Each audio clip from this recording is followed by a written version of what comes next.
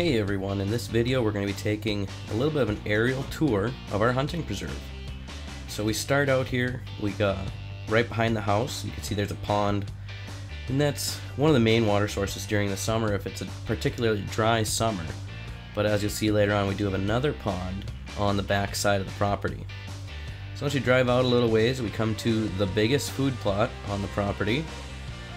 Typically we have that in a combination of soybeans, rape, clovers, sometimes winter rye when the canola or the rape doesn't grow so well.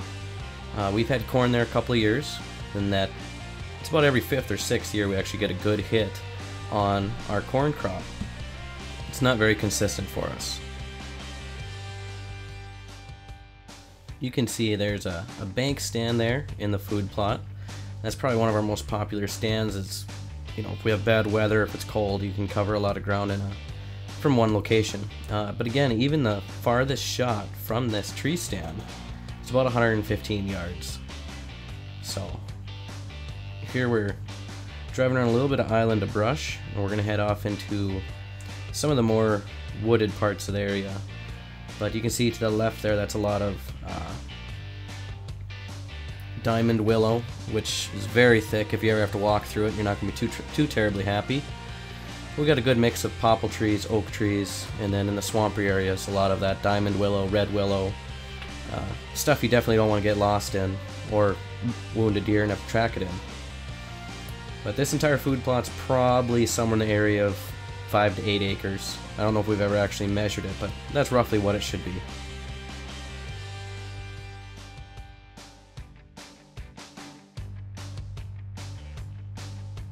So we're heading into the southeast corner of the property.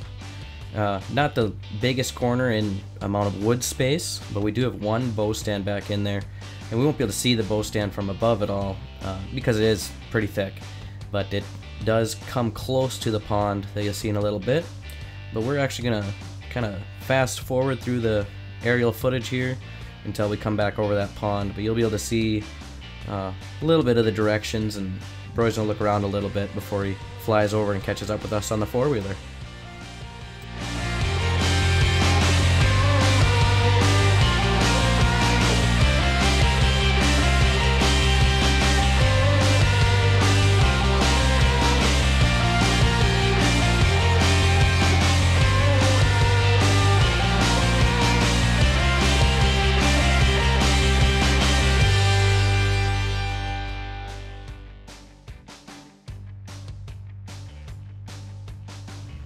So you can see this pond here. This is the other main water source on a dry year. Most years our property is fairly wet, 6 to 8 inches of water across a lot of the willow areas. But where we just came out of, there's actually a bow stand back in there behind us. So that is probably our most popular bow stand. It's been the most successful for us on getting deer with a crossbow or a bow, or sometimes even up close and personal with a rifle. That tree stand there is actually on the outside of the fence. That is for our own personal use, and it covers a food plot that we have on the outside. But we do have several more stands inside the preserve. You just won't see them all for a few more minutes, or at all, as some of them are fairly deep in the woods. So we're going to turn around here, and we're going to head out, and we'll go take another look at that big food plot.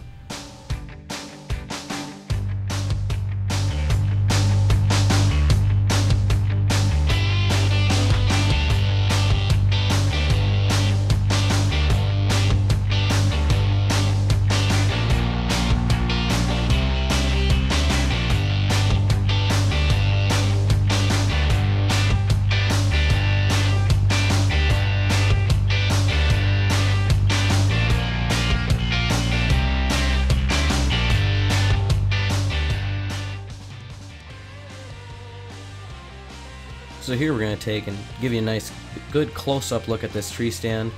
We've actually modified it and put a wood stove right inside of it so we can sit, you know, 10, 20 degrees out and stay warm.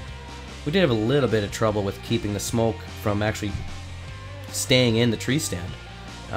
We had to mess with it a little bit, and now we got it working pretty good, I think. This stand is actually pretty flexible though. We can pick it up with a tractor and move it anywhere on the property that we want.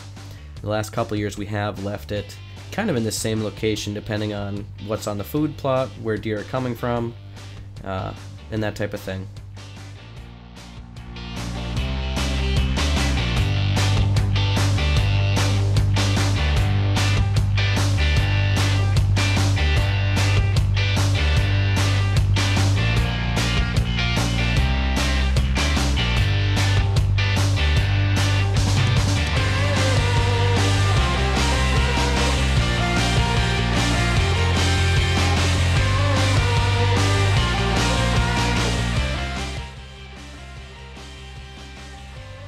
So now we're heading over into the southwest corner of the property. Over here we do have 3 food plots. However, we've been unsuccessful hunting this corner of the property as there's just really no good spots to put a tree stand, not a lot of consistent movement even when there is food plots there. At this point we do have them all tilled under to try to encourage the deer to spend more time on the other food plots.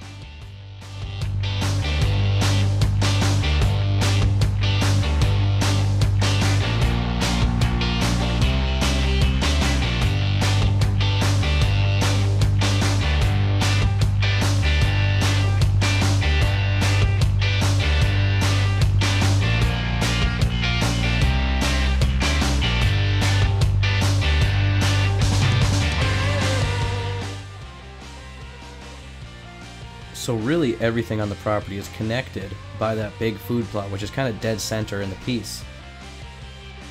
Everything on the south end of the property was fenced in roughly 2000, I want to say 9 or 2011, somewhere in there. So that back then we added on probably close to 40 acres that we didn't have before, and we're really happy we did that. It added a lot to the preserve and allowed us to put some more food plots out there, a couple of different stand options, and just made the whole thing better.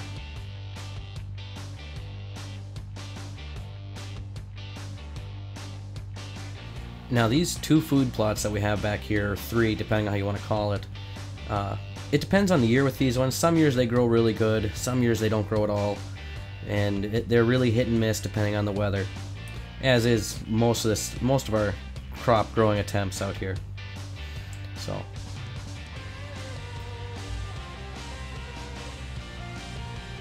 I think part of the problem might be that they just don't get enough sunlight.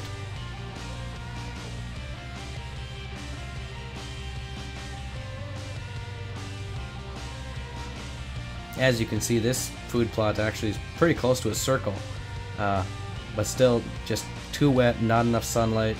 I think this one's probably the hardest to get anything to grow on the whole property. But we're going to take off and we're going to head back over to that main food plot, and then we'll go check out the north end.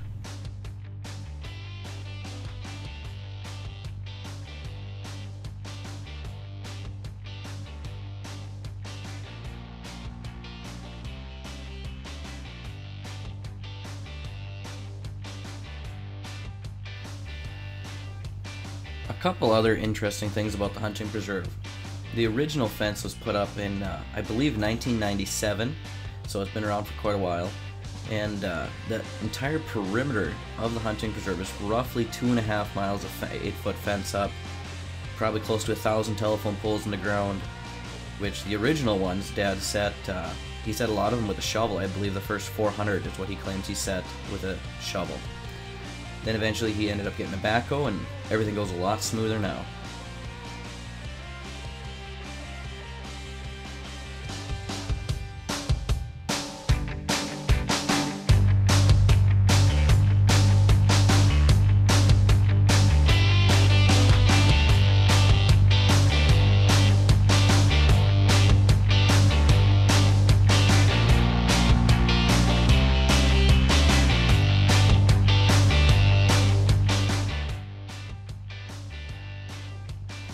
You may have noticed that our house is visible at times during this video.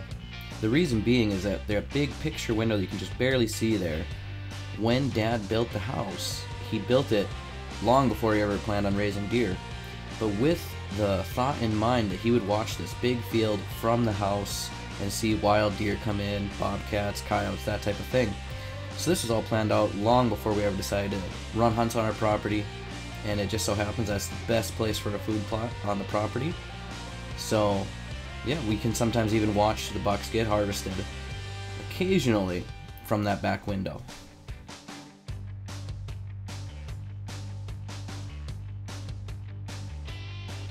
Okay, so now we're moving into the northern part of the property. This is where probably the most of the big woods is, but we do have one more food plot and one more stand we can take a look at that we'll actually be able to see. And this stand has been the most popular for many years. We've harvested many nice bucks out of this stand. It's just a great location on a natural travel corridor with a small food plot to slow the bucks down and let us get a shot at them. So at any given point, there could be, you know, maybe even up to 25 bucks out here, on some years 30, but of those bucks out here, there might only be 10 or 15 in the early part of the year that are actually harvestable. So there's 140 acres with less than 1 buck per acre that we are willing to harvest. We try to harvest 3-year-olds every year and let the young bucks mature. So you can see there's a food plot off to the left there, and now we're going to go to the right and take a look at this stand. This stand is a custom built stand, seats 3 people. It does have a tin roof that keeps the weather off you if it's raining, and it is actually enclosed from the chest down, so you have a 2-foot shooting rest in front of you, so you can have a nice stable location for the gun to sit while you're hunting, and also for shooting purposes you have a good rest to make sure you really get a good shot on them. So it does have an easier ladder to get up into if somebody has a little bit of difficulty climbing up and down ladders. This has been a really great stand for us, and as you can see, it covers that food plot but provides enough cover for us where we're not necessarily going to get busted if we move a little bit, but you do still have to hold still and you have to be scent free. We actually got winded and a buck took off one of the last times I guided, so it can be a challenging hunt. Now in that woods at the top of the screen there, those oak trees, there is another bow stand in those trees for covering this field. It is a 1-person ladder stand, and then often we can set up 1 or even 2 climber stands next to it, one for the guide and one for another person if they want to come with. Our hunts are all fully guided, fully filmed, and we photograph everything, and of course that's all included in the price of the hunt. So we're just going to take a look here at the food plot a little bit, and then we're going to rotate around and I will point out another bow stand in the woods.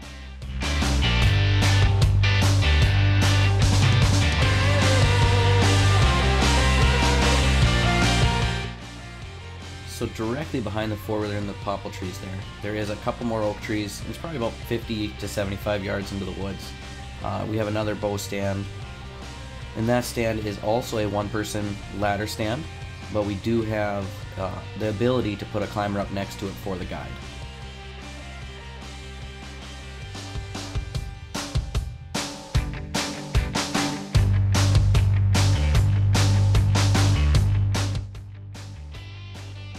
So now we're going to drive up into the very northern part of the preserve. Now up here we're going to lose sight of the 4-wheeler, and you really can't see a lot. There's a lot of popple trees, oak trees, tons of diamond willow, and it's probably a solid, maybe even 50-acre chunk up there that you just can't see into at all. But up there are at least 1 box stand. There may be 2, I don't remember if we moved one of them out or not. And those stands, we don't get a lot of use out of them just because they're a little harder to see the bucks up there. As you can see, it's quite thick. We do have two ladder stands up there for bow hunting as well, and well, this year we haven't had any bow hunters, but in the past we've done all right using those stands.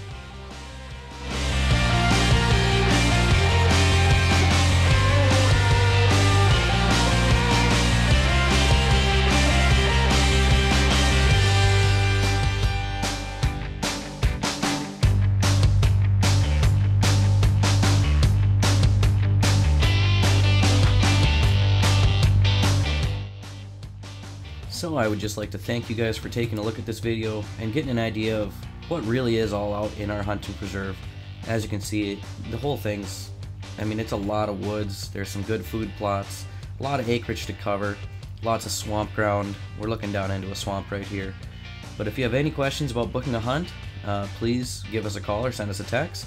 You can call 218-754-2371 and ask for Steve, or you can text Steve or myself at 218-526-0180 for Steve, or 218-526-0318 for myself. And this is Dylan Porter.